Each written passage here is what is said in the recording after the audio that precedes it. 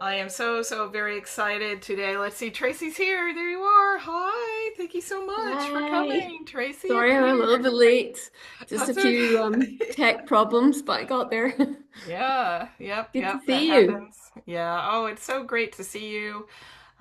I look forward to hearing from you. We're going to have you come right up. I'm just going to say a couple of things about what Peter and Tracy are doing because I know that all of you are headed into your um, community projects and how are you going to take this information out in the world. And we just met with a couple of you about that process. And it is a remarkable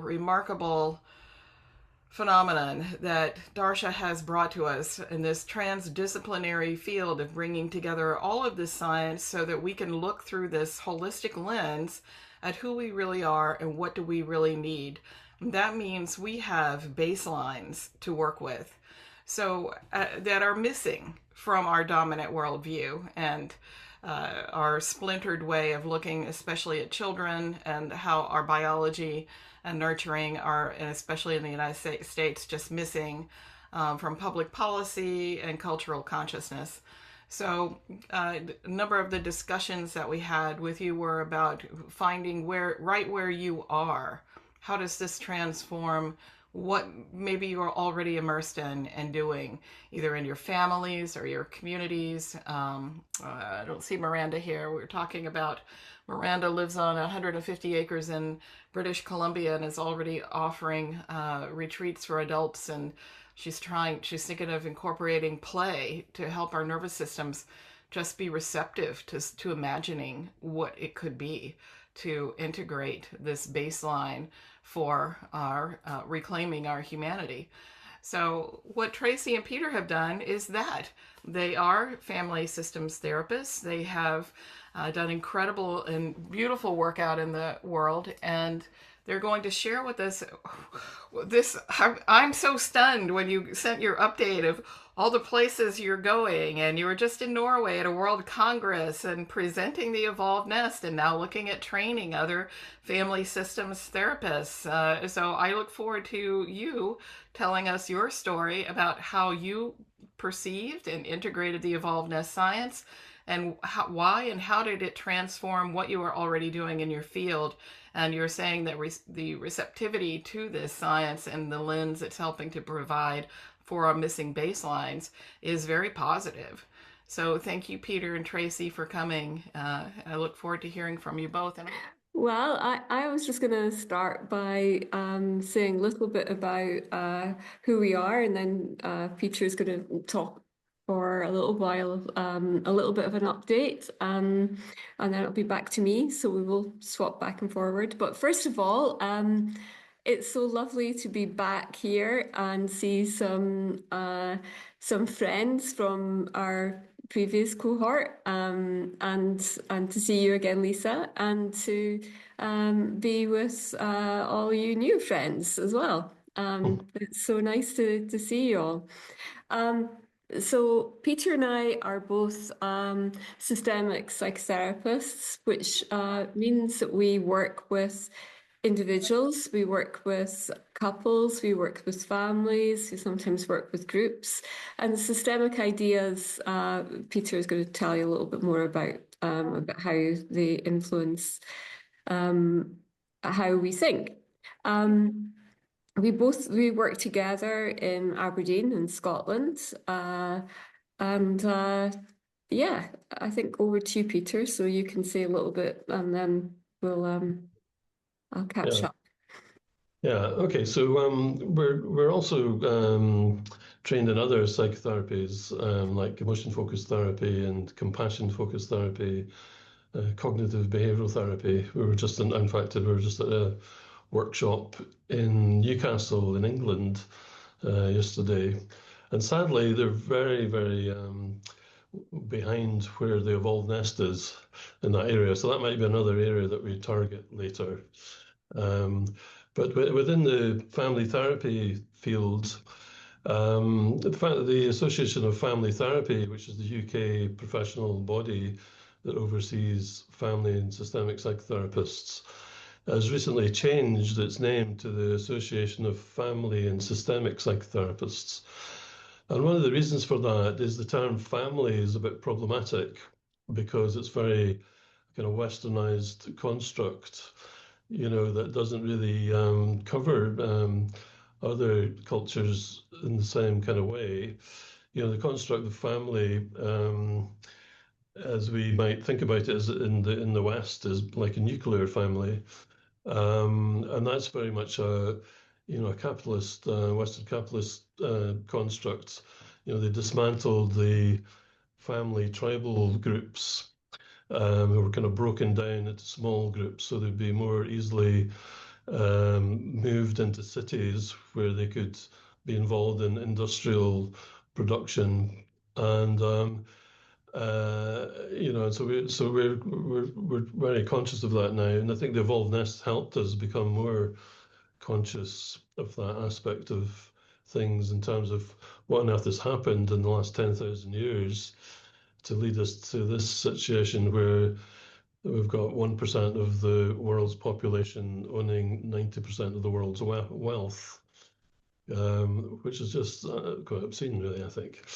So anyway, we call ourselves systemic psychotherapists, and that's quite pertinent because we're not just focused on families, we're focusing on multiple levels, from individuals, families, couples,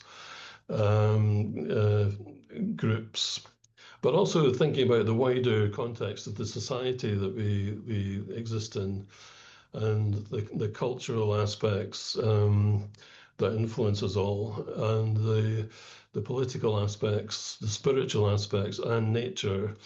So we've, quite a few of our systemic psychotherapy colleagues are also doing incorporating nature into their practice. So we try and address all these different levels, and the Evolved Nest is really helping us kind of reach back and bring forward, who we really are.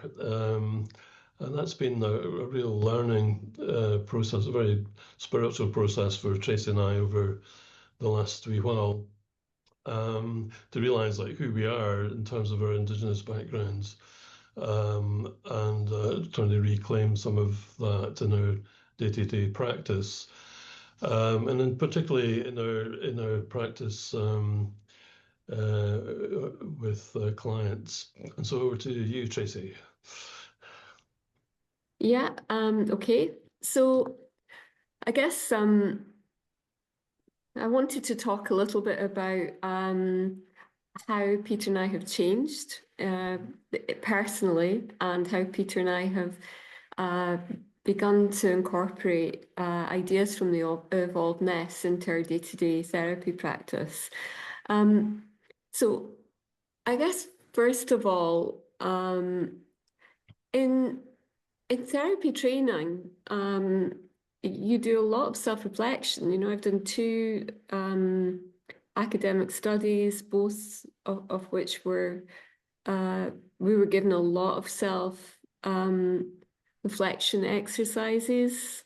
Peter's the same, and the things that he studied too. So there's a lot of self-reflexivity, a lot of personal stuff comes up from the things that we're studying. And so I think I entered the Evolved Nest training. Well, it's not that I didn't think that I would learn from personal reflection. I think I knew I would learn from personal reflection. What I was really surprised about was how much it still brought up for me after 2 professional trainings that are all about the self. And I think that one of the things that, because Peter and I have talked quite a bit about this, one of the things that really brought up for us was issues around our attachment, not just to, we a lot of attachment theory training. So not just your attachments in relation to parents, parental attachments, which is what we're used to studying. But it brought up a lot for us in terms of our attachments to the earth and our disconnection from nature. I think we both felt that we were already involved in nature, but I think we both forgot that we are nature, and that had a profound effect on both of us and how we see the world, how we live our lives, what we hope to do, both personally and professionally. So the evolved nest was really, really important to really highlight that and bring that home for us. I think the other thing was one of the aspects of the evolved nest is about restorative practices, and you would hope that that's what we're offering as therapists, that we're offering restorative practices, and I believe we are. But I think it opened us up to thinking more about what we could do in terms of, taking clients into nature, getting outside with them more. I'd done quite a bit of that in COVID, but as soon as COVID finished and we were allowed back in therapy rooms, I was back in a therapy room feeling a bit sad, actually, that I felt like my biggest resource was suddenly lost to me. And I hadn't fully found a way yet, working on it, but I haven't fully found a way yet to be back to the level of work outside that I was doing during COVID. Certainly in Scotland, the rules were quite strict, and we were not allowed to meet with clients face to face at all for quite some time. But you were allowed to meet face to face if we were outside. So I was astounded at the way that nature showed up for me and the people I was working with. A cloud would come just at the right time to illustrate things, or a bird would arrive and sit with us, or I would notice a difference in a plant or a bush that I had seen or walked past the day before, and somehow that would inspire me. And I started to bring a lot of what was literally around me into the work that I was doing with the clients. And so Peter and I are talking about ways that we could try to do that again, whether it's a project where we're outside in a forest, but I've certainly missed it. I'm not doing enough of it at the moment, but like I said, hopefully change that. The other thing that we noticed a big change in, really felt a big call back into playfulness. And we're more playful in the office. In fact, yesterday I caught Peter humming and singing. And if you know Peter well, you'll know that I hum and sing all the time. But if you know Peter well, that's not something you do a lot of, is it? And so during some of the challenges of the evolved nest, I was trying to encourage Peter into singing more, or just being more playful. And I think we've both noticed that transfer into client work. I'm used to working with children, and I'm used to being really playful with children and adults when children are present, but I haven't been good at being playful with adult clients. And so I've started to introduce my adult clients to the toys in the room, and not just for soothing purposes, but for playfulness, and it changes things up. So I've also we're both given homework or playful prescriptions about spending more time in nature, but also spending more time being silly, spending more time actively thinking how people can be playful, introducing that back into families. There's one couple that I'm working with at the moment where they kind of lost one another during COVID. It was really, they felt both cut off from one another, and they were, I can't give you personal details, but they were both in very extreme situations. And they have rediscovered a lot of their connection through the playful exercises that I've given them, that they've taken into the family, and they have two children with autism, and they've really noticed a difference in their family communication. So that's another way that the Evolved Nest has changed what we do. We always felt that welcoming our clients was an important thing, but I think after the Evolved Nest course, it really made us think about how could we pay attention to that even more. And we've been doing that in small ways, like being much more aware of what we have in the room and available to clients. Asking clients actively if there are things that they would like to have in the room or things they'd like to have removed from the room, because sometimes you just don't know, what trigger might be present.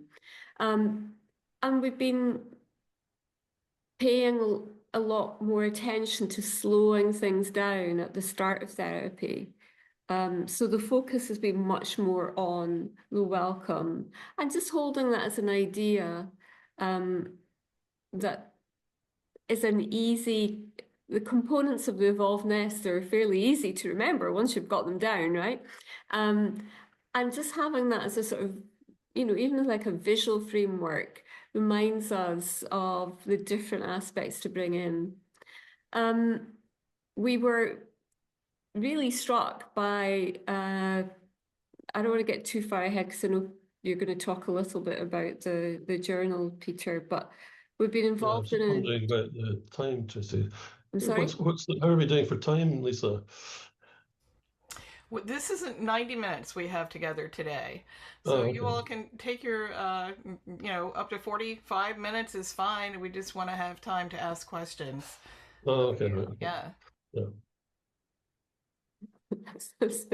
I'm so happy you're checking in the time. I'm Tracey, terrible I at just time. want to be clear. Are you taking us through how you have applied the components of the Evolved Nest? It seems like you're walking through this. Are you doing the whole component list? Is that what you're doing? Because you were talking nature and then restorative healing practices and play, and now you're talking about a welcoming social environment. And I'm just stunned. I think that is remarkable. I guess what we're trying to do is incorporate as many aspects of the Evolved Nest. You'd be surprised how much of the Evolved Nest teaching shows up in our day-to-day practices. It's all there in the client work. It's all there. Is it okay to keep going? Am I okay? Yes. Yeah. Are you or do you want to swap around, Peter, or are you just worried about? No, I just thought I was wondering Okay. how much longer you'd be. Okay. Yeah, so I guess, one of the other aspects of the Evolved Nest is breastfeeding. And yeah, it's been amazing how many, young mums I've been working with who have brought that as an issue, either in their family, because breastfeeding brings up a lot for families. And I'm thinking of, someone at the moment who her mum chose not to breastfeed. she just didn't want to do it for whatever reason. I don't think she even tried. I think she just said, "Oh, I don't think that's for me. I don't want to do that." And so this person, you know, is now a nursing mum and brought up her grief. And I think I might have missed that before. Because often in therapy, there's so many things to explore, and people give you a lot of information. And I might not have heard the grief quite as much as I did. It made me explore something with her about, because it wasn't just about the fact that she hadn't been breastfed, it was something about what was happening now in the relationship between her and her mum. Because she had chosen to breastfeed, her mum hadn't chosen to breastfeed, and her mum felt that she had nothing to offer her. And so there was a bit of a disconnect about how much this young woman felt she could take to her mum and how much her mum could contribute. And so we had to look at you know, how what other ways could her mum contribute? And of course, there are many, many, many ways, but just little reminders of the ways that she could provide a welcoming social climate to the baby and be an allo parent to you know, to the baby. Rather than it just being the focus on the feeding. And again, I think I might have either missed the grief or I may not have caught that because there's a lot of other things to be looking at. But that turned out to be helpful for her and created a relational change that I think has been an important one. So the evolvedness shows up in different aspects of our client work. And we're essentially trying to just pick moments to try and introduce aspects to clients. There's one client that I wanted to talk about today. I won't give you the personal details, but I'll give you an overview.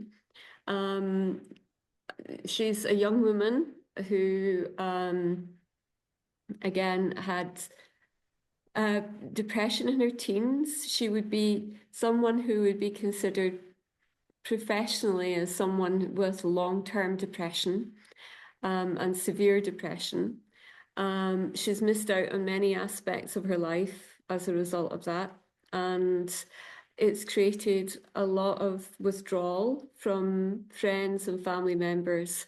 She's missed out on many, many special events. She's really struggled. She did make some recovery before COVID, but then when COVID happened, she just went into complete shutdown. And so I started working with her sort of midway during COVID, and it's been a long, hard struggle, actually. And I've had to be persistent and just go at this client's pace, and it's been difficult. But one of the things about this young woman is that she wants to get better. So that's always a big plus in our world. And she showed up, you know, consistently in therapy. But one of the things that I was trying to do with her was make some relational repairs between her and her family. You know, we had some success with that. She began to attend some family events, like small scale family events.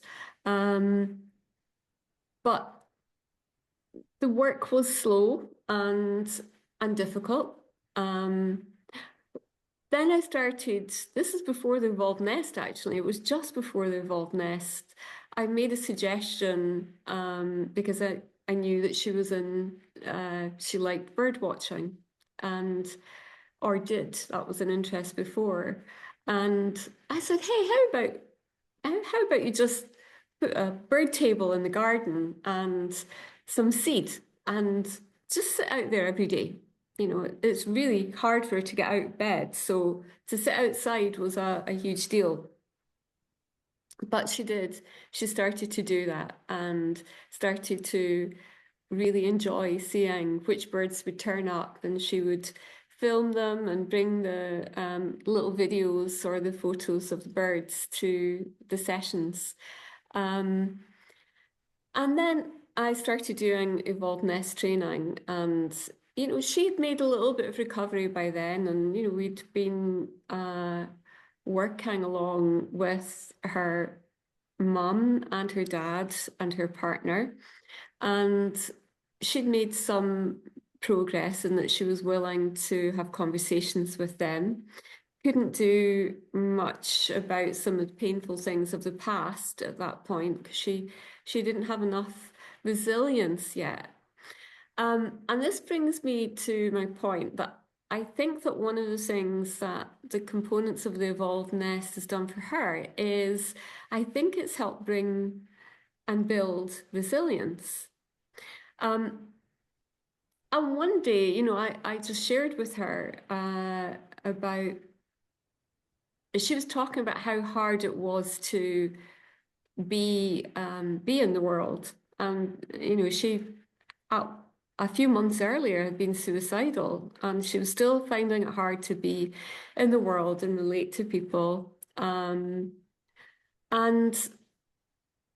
I said something like, but this is not how we were meant to live. And I shared with her about the evolved nest. And I said, for this amount of time in humanity, we've lived in a certain way. And in this amount of time in humanity, we've lived cut off from each other. And I said, it's your heritage. It's how, it's your heritage that we should be all connected in community with one another, connected to nature, connected to one another, and living in ways that mean that we show up for one another. And I told her a little bit about the evolved nest because she just sort of stopped in her tracks when I said that. She said, how did we used to live? So I was like, oh, okay, let me tell you. So I started to just share a little bit with her about small band hunter-gatherer groups, how we used to live, what we're forgotten, and the importance of community. And I didn't think much more of it, but it came back. So next week she was saying, so tell me a little bit more about how we used to live.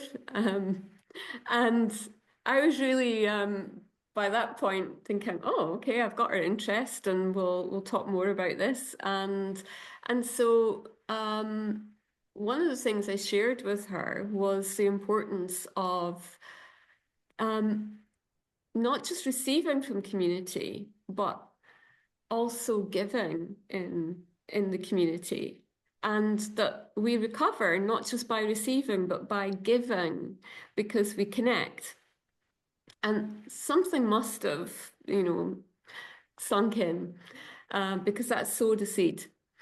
The other thing that was happening at that time was one of the other things I'd suggested was getting out for more walks and being in nature. And her dog was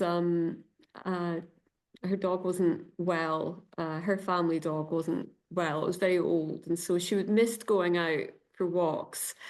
And I said, here in the UK, we have this thing called Borrow My Dog. Maybe you've got programs like that in the States, I don't know, but you can sign up to borrow someone's dog. Maybe they need help that day, or maybe, they're going away for the day.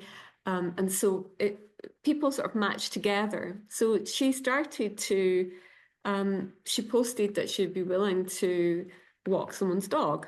And so that person got in touch and she started to look after this person's dog. And so she was out every day walking and guess what? In nature and responding to nature and coming back with photos of nature. And then I said, hey, let's meet at the park. You bring the little dog that you're looking after, and I'll bring my two dogs. I have two golden retrievers, a mum and a daughter. And so we met in the park. And this brings in another aspect of the evolved nest, the playfulness aspect of the evolved nest and the importance of play. And we were running around in the park, chasing after the dogs, catching the balls. And it really helped us bond, actually, because there we were being silly together for the first time, because all our work had been really heavy, really serious. So it created a relational shift in us that was really important. It was lovely. And so since then, not only has she continued with Borrow My Dog, she's also signed up for a charity that is a charity when people go into hospital or if they're elderly and unable to get out of the house, but they would still benefit from having the companion of a pet. Then sometimes people need help with that. So she's signed up to be a helper with that charity, which is just wonderful. And the other thing was she thought, I don't want to go back to the job that I was doing before. I think I will be a dog boarder. So she's now boarding dogs and she's done training and looking after dogs. And yeah, so she's doing really, really well in that aspect. But that seed of community, receiving, but also giving, stuck with her. And one of the things that she decided to do was post on Facebook. Hey, there's a lot of litter in this park. Anyone want to come and meet up to gather the litter? And so people in the community, started to respond to her saying, because she didn't ever leave her name, so they'd leave a post saying, hey, thank you to the girl who cleaned up the park. Let me know when you're going next. I'll come with you. And so, people were responding to her. And her affinity with animals started to become more apparent. And if there was ever a lost dog or a lost cat in the community, people were contacting her on Facebook because they thought, hey, she might help. And so suddenly she felt like she had a place. She mattered. And what do we know about how important it is to feel like we matter? It's really important, right? So she mattered. And then someone said, maybe you'd like to join this community group where, we do community projects together. So she joined that. They had like a little Easter egg hunt for children in the community. And she was there helping with face painting and all sorts of things. She cleared all the snow with a whole bunch of volunteers. And so she's very active. The other thing for her was the paying more attention to the relationships. She had more capacity for her resilience had grown and she had more capacity for the relational work with her family. And she felt more ready to do repair with her brother. And it made it more possible to invite him into a session. And then with her sister, and then with her mum, and then with her dad, and then with her grandmother, and then visiting her grandfather's grave, because she'd missed out on important grief moments of family grief because she'd been so shut off for so long. And she's living a very full life. And for the first time last week, because I've been seeing her weekly, which is quite unusual. I normally see clients fortnightly, but I've been seeing her weekly at her insistence. Last week, she said for the first time, you know what, I think maybe I could start seeing you fortnightly. I don't think I need you so much. So I was thrilled, really, really thrilled. So those are the ways. I thought it was good to give you a case example to show you the difference that the evolved nest is making to me and to my clients and Peter's too. Thank you. Peter, you might want to add to that. Yeah, I think it's been a very important part of our development. We're still developing and trying to figure out how to incorporate the evolved nest into our day-to-day psychotherapy practice, but it's definitely enriched us and enriched our therapy, and many of our clients are very curious about it, and they're definitely benefiting from it. The other thing that we've been doing in terms of promoting the evolved nest as nested ambassadors is we thought about having a kind of broaden and build approach where we kind of broadened out into the areas that we have some sort of influence over, and that's with our clients, but also with our psychotherapy colleagues. And so we've been in our day-to-day lives, we obviously practice therapy, but we've been offering ourselves and being invited to conferences around the UK and in Europe. And we more recently had a conference in Bergen on the 27th of March, which was a World Congress of Family Therapy. And this was a great opportunity for us to network with people. We presented a workshop on the evolved nest in family therapy. And it was fully, but in fact, there was people couldn't get into the workshop because it was so full.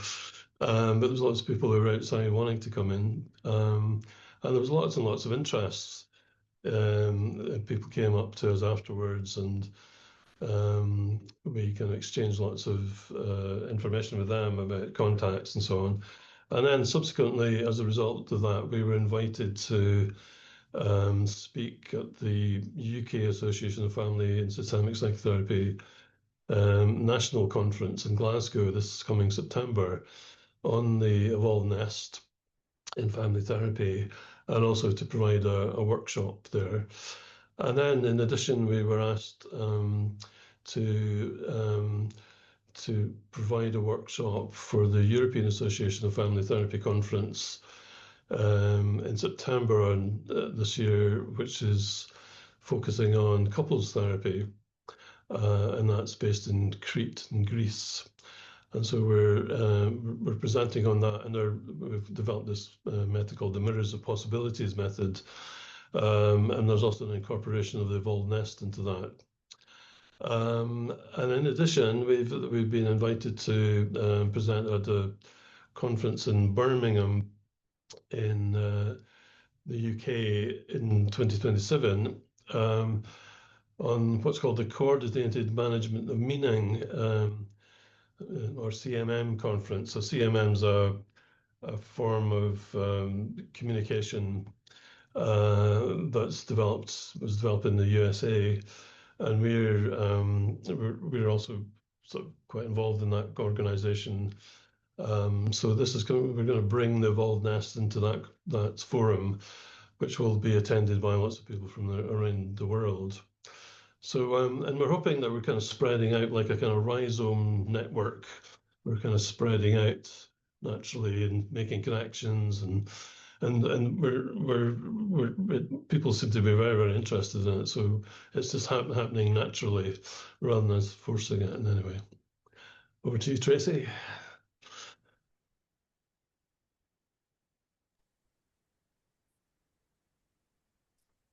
Yeah, Yeah, the other thing that we've been asked to do is in formal psychotherapy training. This is one thing that we really, really hoped would happen. So we're absolutely thrilled that it has. So it's one thing, like going to conferences and telling professionals about the evolved nest. That's great, and we're really pleased at how that's worked out. But what we really hoped was that people who train systemic family therapists, that they would be interested, and because then as people are qualifying as systemic psychotherapists, they already have had teaching on the evolved nest as part of the curriculum.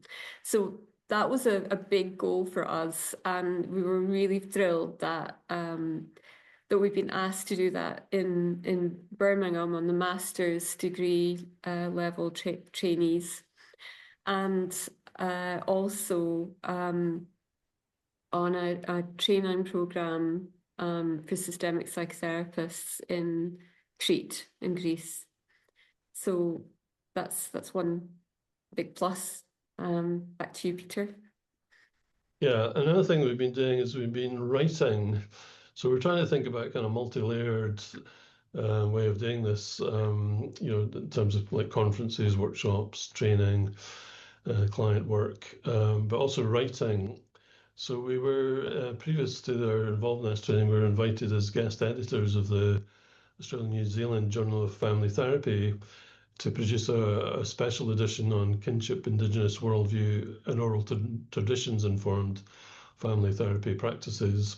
And then in the run up to that, we came across Darcia Narvaez in her work.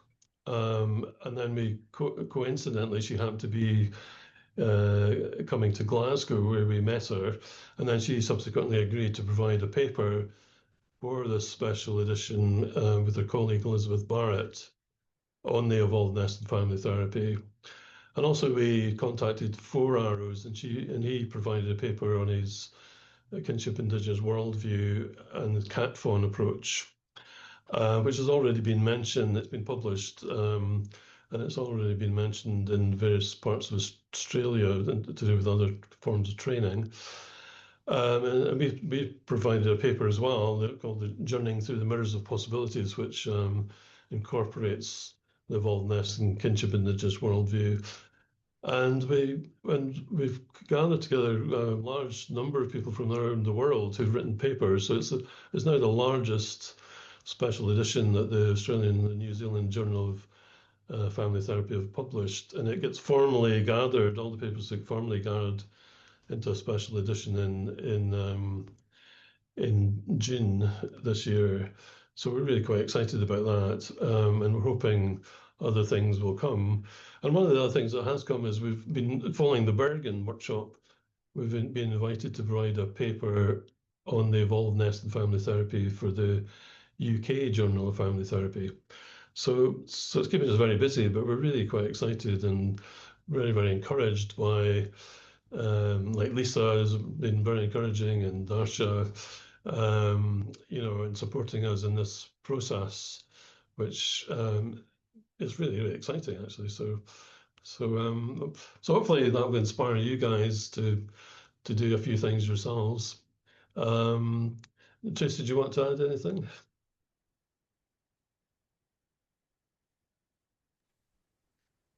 I suppose I just wanted to say that you were talking about I guess the paper and how it came about, as in with Darcia and us meeting Darcia.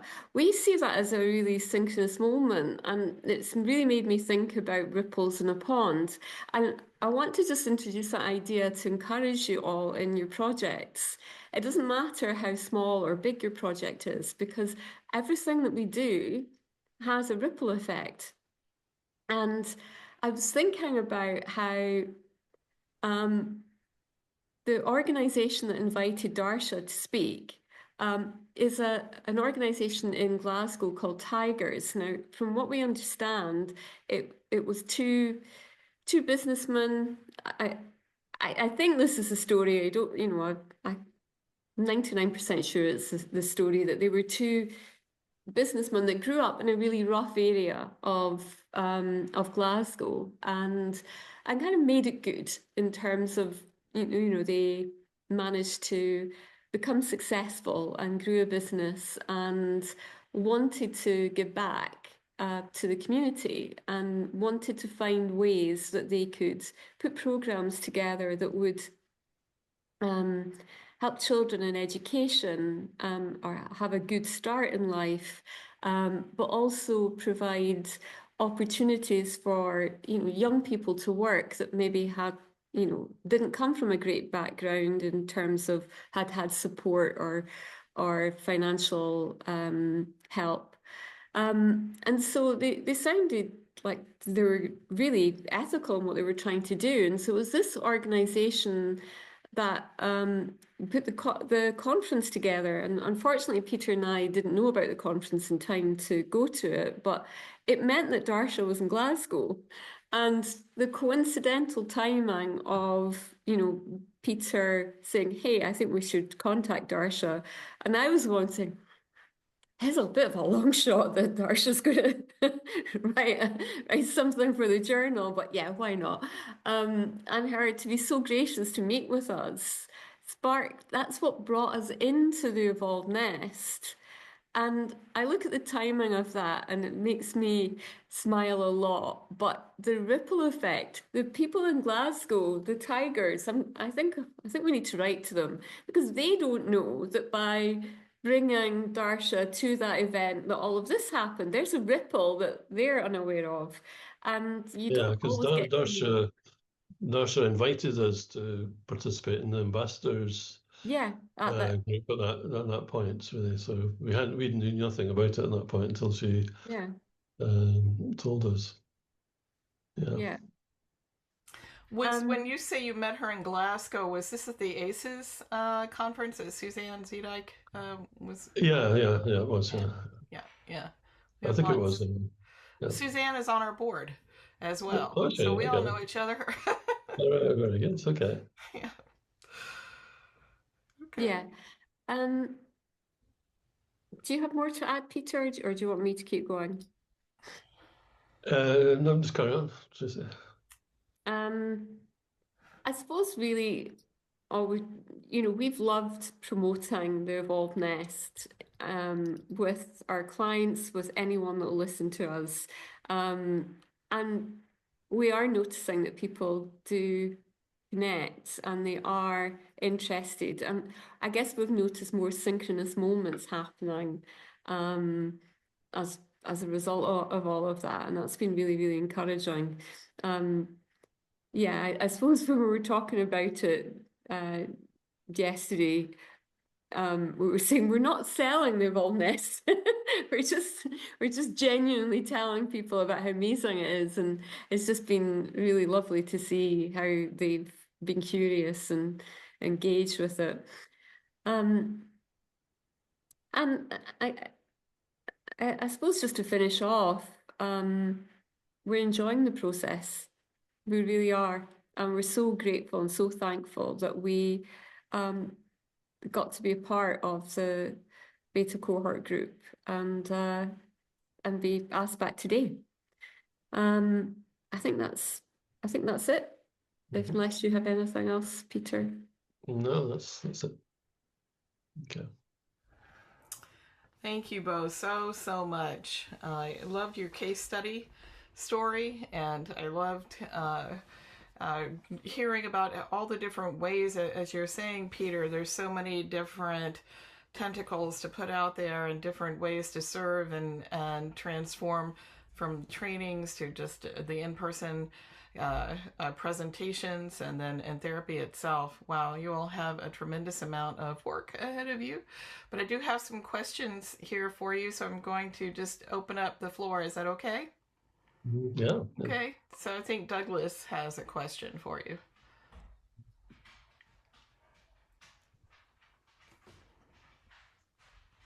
Douglas, are you here? I was on mute. Good morning from me and good afternoon to you. Yeah. I was born in Broxburn.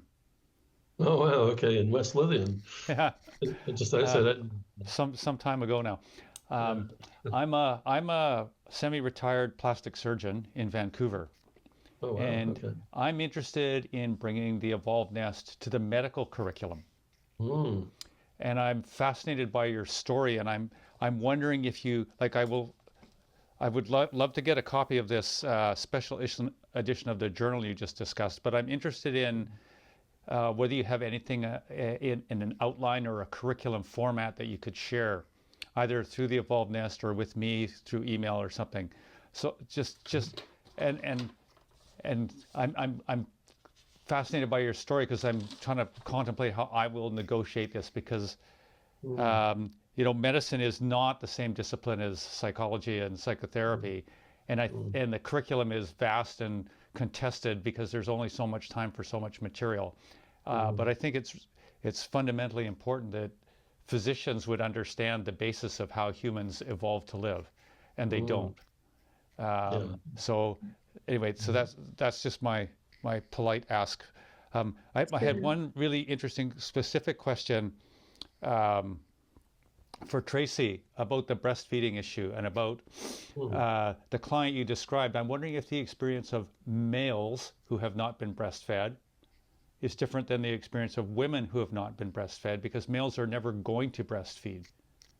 Like they may support someone who is, but it's like I'm just curious if you've noticed if there's a difference there, or if... Yeah, that is an interesting question actually, because Peter and I, because we were going through all the components together, a lot of our lunchtime conversations were about, what was like, because I wasn't breastfed and I chose to breastfeed, and it was a difficult, it was a tricky time. I really related to the client I was talking about because my mum was a bit angry with me initially for breastfeeding, because she understood it as me deliberately keeping her out of the process. And so it wasn't what was happening. But yeah, you and I have had some conversations, Peter, about just about that. I don't know if you want. I'm not sure I've noticed it with clients because I'm working mainly with female clients, some male clients, but it's not really come up with the male clients that I've worked with. How about you, Peter? Yeah, I think it's I don't know the answer to that, but I think that, for example, Darcia would often say that boys are far more vulnerable than girls in terms of their sort of neurobiology and how they mature and so on, and so they actually probably need the evolved nest and breastfeeding more in some senses, but I don't know that for sure. But certainly it's in Scotland, for example, there's an encouragement for women to breastfeed, but the social structures aren't really helping that. They're allowed to, they get maternity leave, which can be up to a year or more.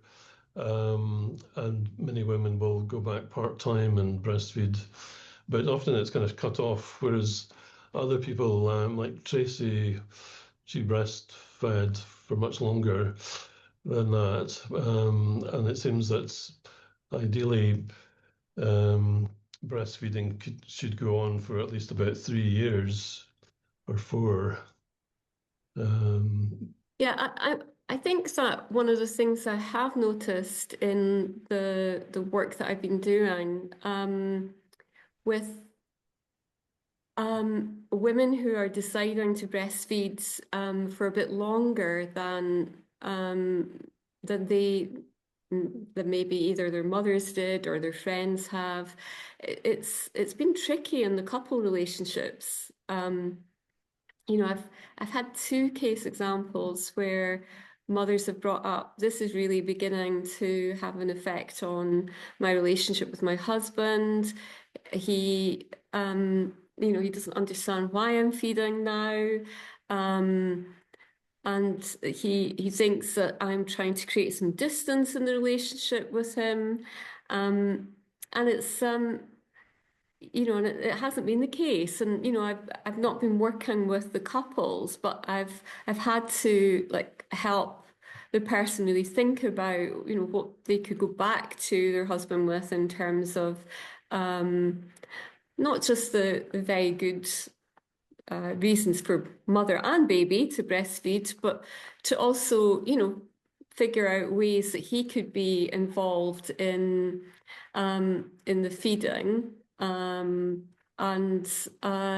make sure that if she did use breast milk, that she maybe pumped in the morning, that was used for the morning the next day, things like that. But it's amazing how it comes up, even in relational work. Douglas, can I just say one other thing though? On LinkedIn, I've been deliberately trying to. I've not really been a big LinkedIn person, but in the last few weeks, I've been deliberately trying to boost up my LinkedIn profile, because we're about to start posting a lot about the Evolved Nest, and then also the Indigenous journal that we're part of. So I was already connected to a doctor in Holland, and now I've got some of his connections and other connections. And I noticed a post this week from someone in the medical profession who was talking about wanting to take systemic ideas into the medical world. And then someone else had posted about ideas from nature. I thought, oh, I'm loving this, because I post about ideas from nature and taking those ideas into the medical profession. And it was a doctor encouraging other doctors to think similarly. I'm going to revisit that, and I'll let you know about it, because it all fits in together. Yeah. We have a program in Canada called PARCS, P-A and then R with an X. And it's a PARCS prescription program, and we can prescribe nature for patients. You can write a prescription, they can go to the provincial or federal park and get in and go out and Love it. But I think it was something like that, actually. So about prescribing wild swimming or prescribing walks in nature. So yeah, that's great to hear. Yeah, it was great to hear what you're attempting to do there, Douglas, as well.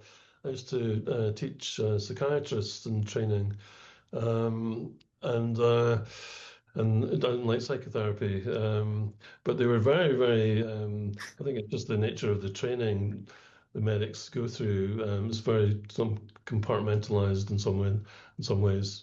But what I was surprised about was they were quite systemic thinking as well, and I think. Some of the ideas about breastfeeding are remarkable. How the baby sends information through the breast to the mother to get more of certain minerals and all sorts of things. There's real circular process going on there, which I had no idea about before. But I would imagine the medics, were very, very fascinated by that aspect of things, and the benefits, the neurobiological benefits of it are enormous, really. So we are on the breastfeeding component now, and okay. Yeah, so all of this is very timely. The discussion is, and going into and reading all of Darcia's work on just how compromised the cultural bias against breastfeeding has made. It just made it difficult for mothers to do it at all. Tom's had his hand up for a while over there. Tom, thank you for your patience. Yeah, no problem. I just wanted to ask both of you, Tracey and Peter, about restorative healing practice as psychotherapists. And my thought is this, is that, of course, I heard you describe even how your clients have had evolvedness needs omitted during their childhood. And my question is, do you do any restorative healing practice to meet those needs or help the client meet those needs as adults? And if so, how? Yeah. And so just to clarify, are you meaning if a client has missed maybe developmental aspects have been missed out because that's been an area or a time in their life that they've either gone through trauma or some relational rupture? Is that what you mean? Well, it could be, certainly a history of trauma, but it could be just omitted evolvedness needs. So I think Yeah. you even mentioned one, for example, where you're trying to promote playfulness with adults. And maybe Yeah. they didn't get that need met as a kid in Yeah. their evolved nest. So that's Yeah. just one example. Another one that occurs to me is touch. I don't know about Scotland, but the US is, we're pretty much touch deprived, generally speaking. And I wonder, again, that would be an example of promoting positive, healthy physical touch to meet that need as an adult. Yeah, I mean, playfulness is definitely something that I've focused on. And it's making me think of someone that I was working with who, grew up without a father, and didn't have these experiences of going out to kick a ball or run around and play tag or be there, when grew up in inner city London. He didn't have a lot of access to nature. And on becoming a father, he was very aware even of the gaps in his reading, in terms of like stories that most kids may have grown up with. And so I said, well, this is something you could give to yourself now.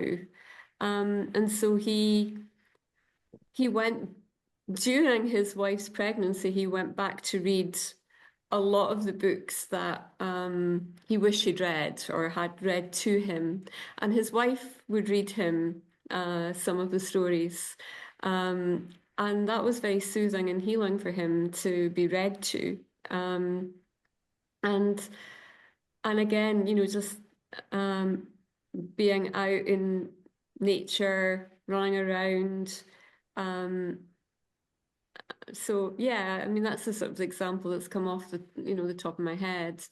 Can you think of? I mean, apart from all the obvious stuff that we do in terms of all of the Yeah, I was relational stuff. thinking. Yeah, I was thinking about one person I saw recently who's an adult who's been very badly abused by his father. His father really hated him, and he had internalized that, so he now was hating himself. And so what we did was we started broadening things out to include his ancestors. And so rather than just being, because he was kind of trapped in his house, he wasn't allowed to go out to play when he was a child. He was very, very deprived of contact with other people. He was homeschooled, and so on. And then after he became an adult, he became very depressed, and he started abusing drugs, didn't know how to be in the world, basically. But what we did was we just did some imaginal exercises of imagining it wasn't just his father, like he had inherited the genes. The genes weren't just from his father, they're from his whole genealogy. And we started to think about further back and think about all these people standing around them and what they would be saying to him. So they became like allo parents for him. Oh, I love that. Yeah, and it was really lovely experience for him. And so he developed relationships with them, so internal relationships he could turn to if he was feeling depressed, rather than just hearing his father's voice in his mind. We wondered about, well, what would his grandfather say to him? You know, what would his grandfather say to his father about the way his father treated him? You know, what would his great grandfather say? And what kind of example did he want to follow? Did he want to follow the example of his father, which he didn't? But he didn't have any other male role models. But maybe he could reach back even further, you know, like thousands of years, maybe, to think about, you know, all these people that lived through whatever they lived through to carry on passing their genes, and they can have great honor of that on to the next generation. Yeah, I like how you bring in the imagination with that. Yeah, it's really with a lot of people with that kind of history, it's really important. The imagination is full of multiple possibilities, you know, and it's very enriching, I find, for people. But the evolved nest, I wouldn't have really done that or thought about that had we not been participating in this was during the time that we were doing the training with the evolved nest ambassadors group. Yeah, that was really quite transformative for him. And in fact, he was very sort of cowed and very pale, but he started to stand up right, and the sort of color came into his face, and he was really enlivened by the whole thing. It was quite remarkable to see the impact of that after all these years of being so oppressed.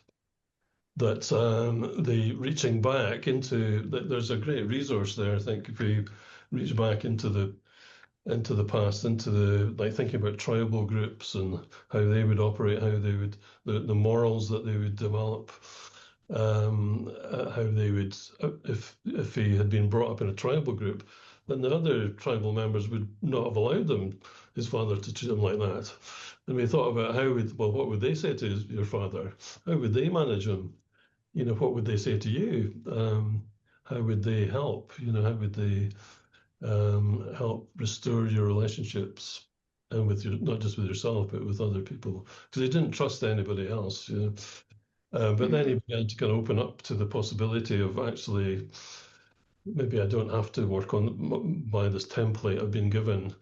I can cast it off.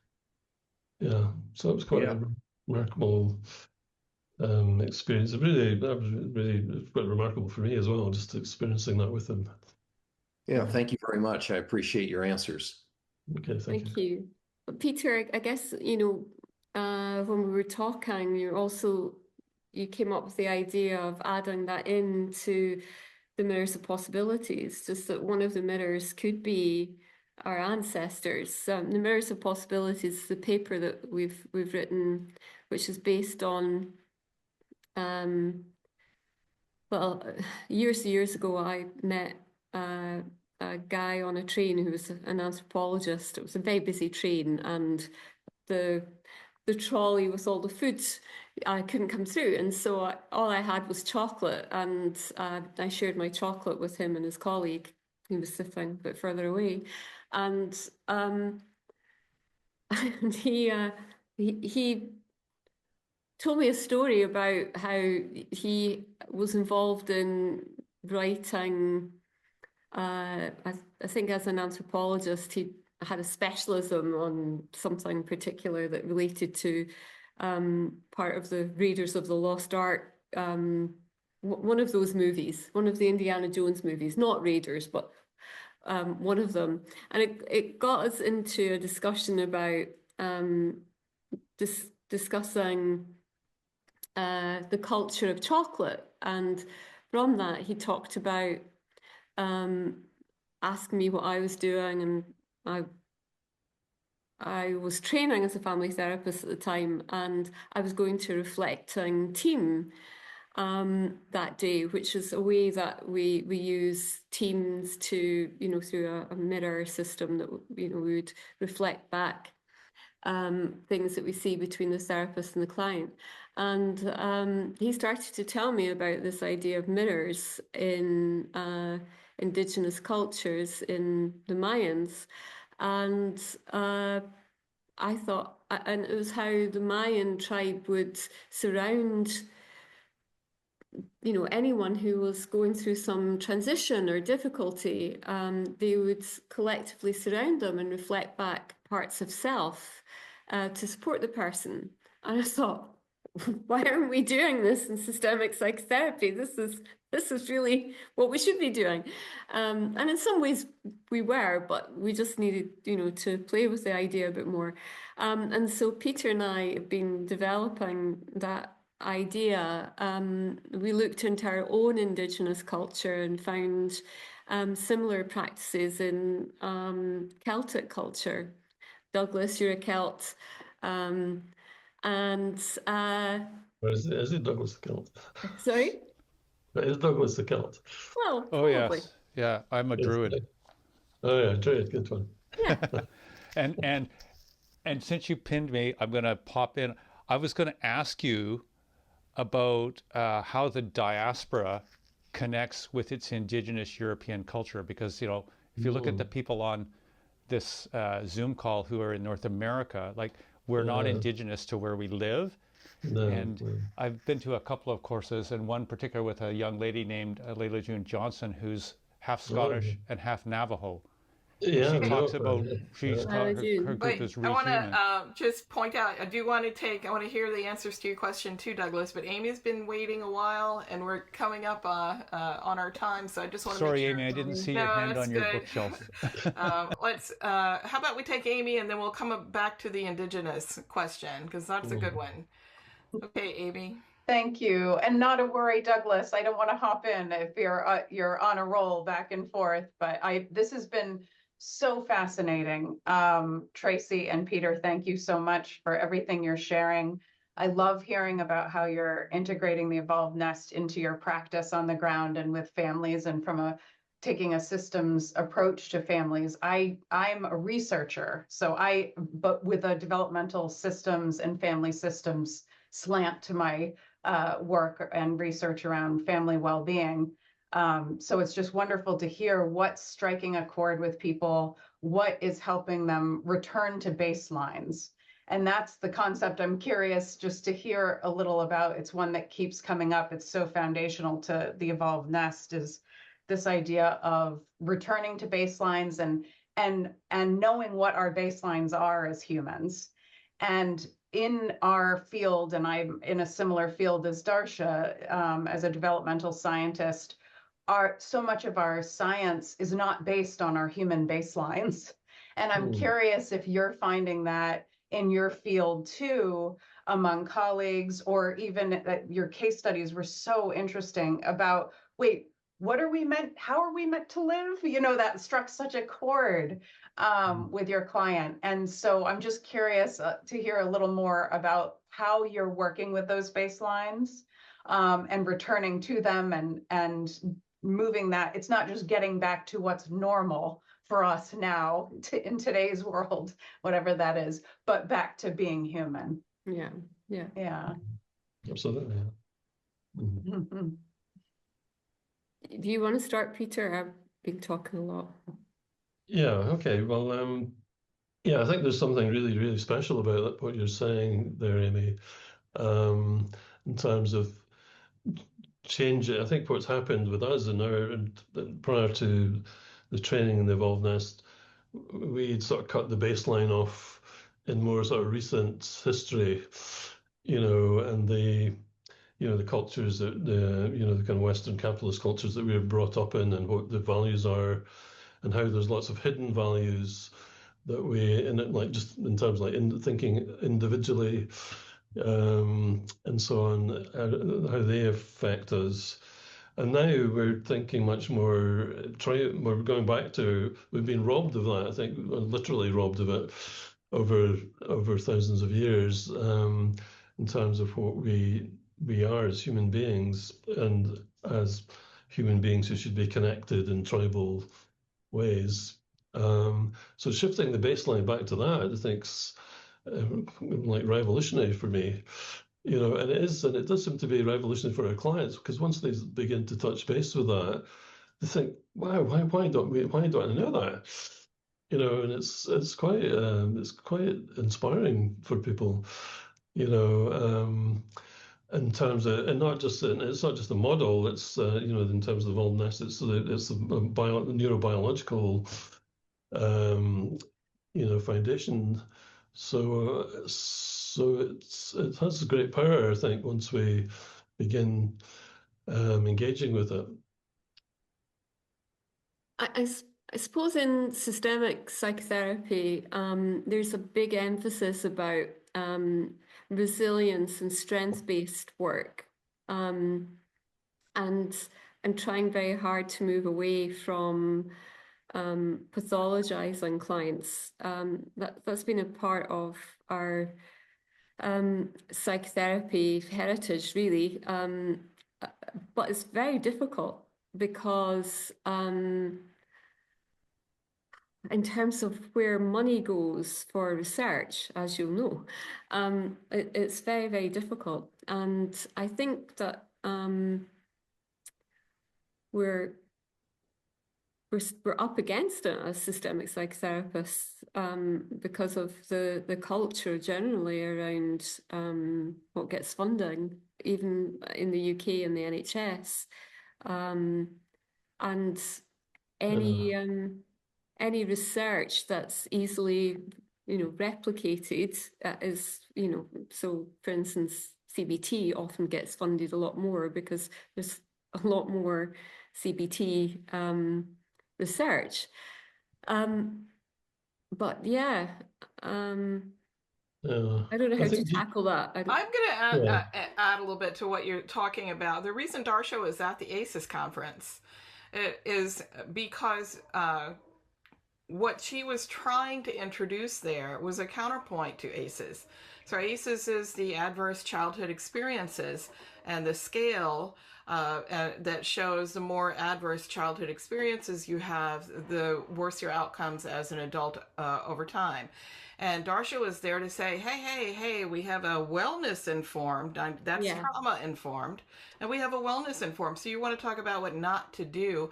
I'm here to talk about, this is Darcia, not me.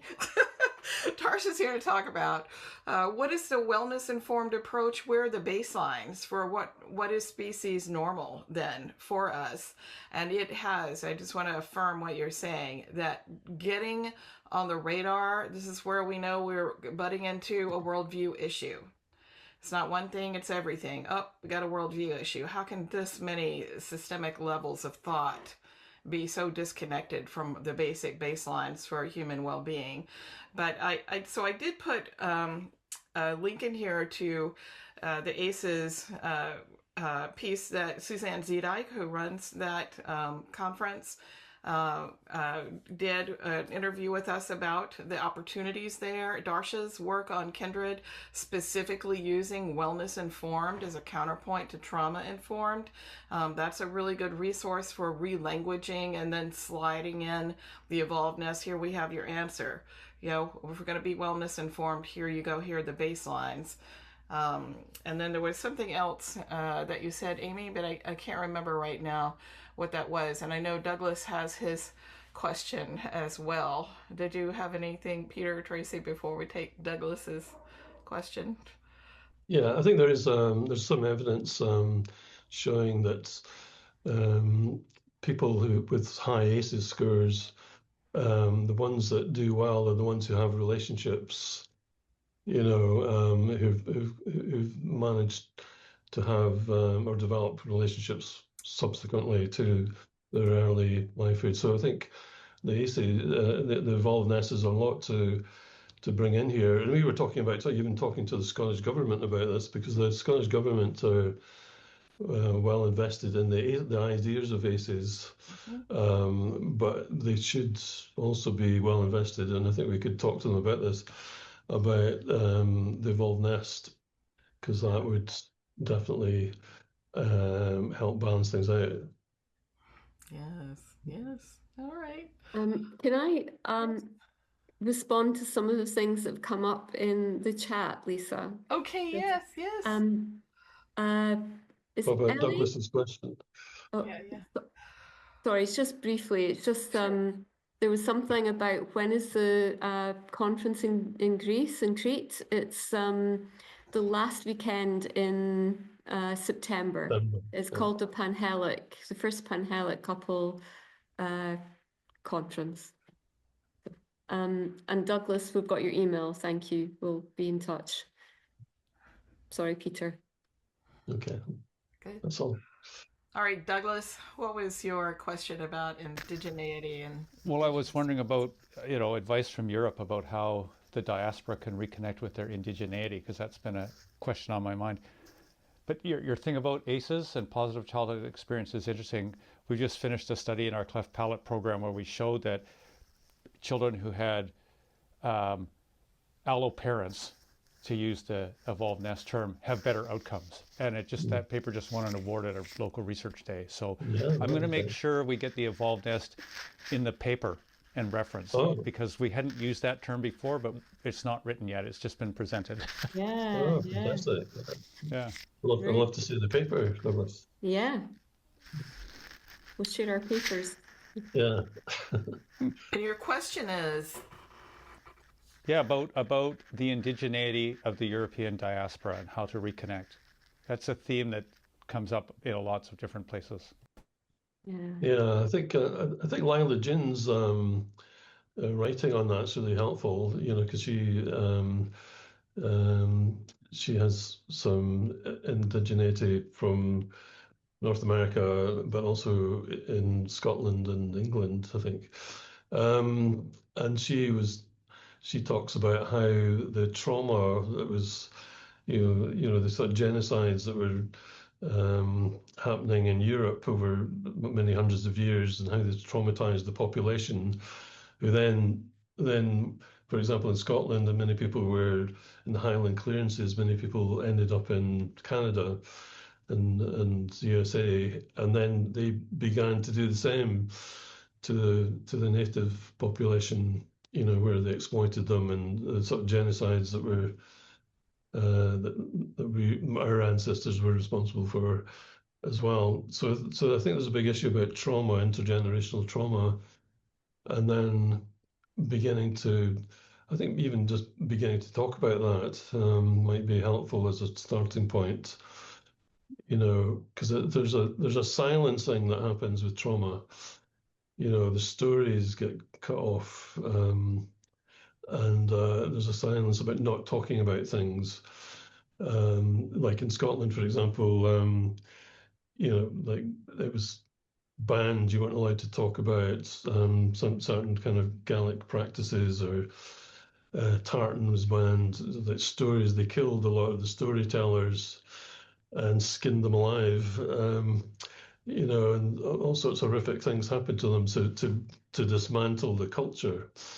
And so in the culture, there's a lot of silencing, but we can see it in the papers that were written for the Australian New Zealand Journal of Family Therapy, from different peoples around the world. This kind of silencing is part of the impact of the dominant worldview culture.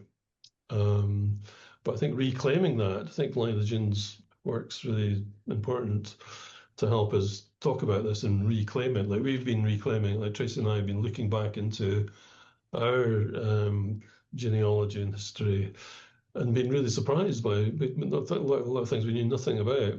We managed to go back. We knew something about maybe 2 or 3 generations, but beyond that, we knew nothing. But now we're going way back to look at our gene pool and so on, and it's very heartening to do that, because it really reconnects us with who we are. So I'd imagine. Oh, sorry. No, good.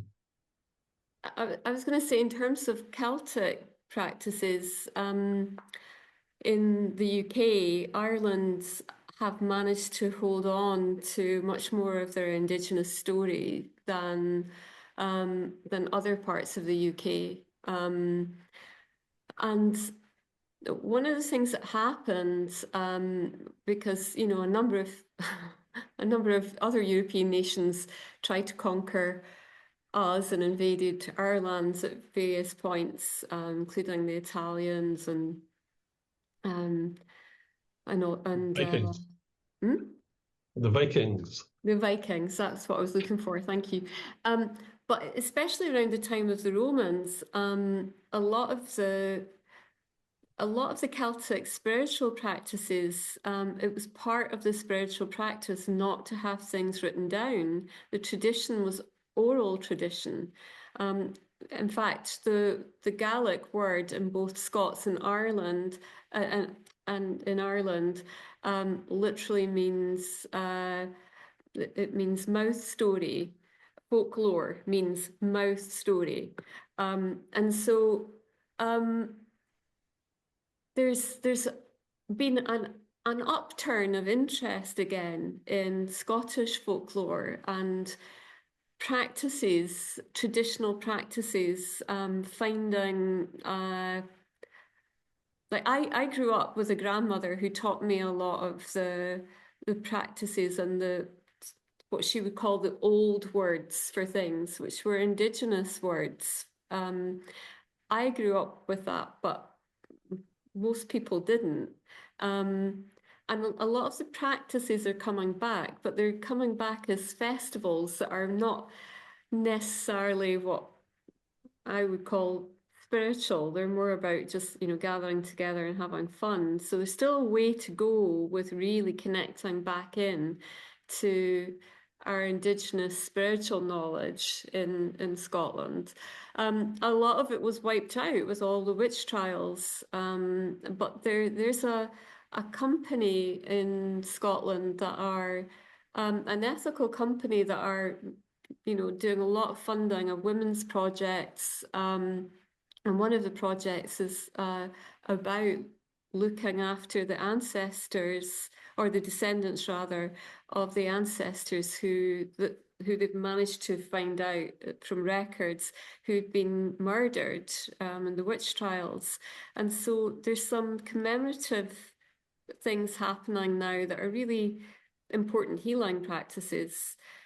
I couldn't say much more about other nations within Europe, but the journal is just the start. I really hope that the conversation keeps going and that people will keep exploring and bringing it into the world, about reconnecting with their own Indigenousness. And the evolved nest fits so well with all of that. Brings us right back. It's a good connection for you as a Druid, Douglas. Yeah. Thank you both so much.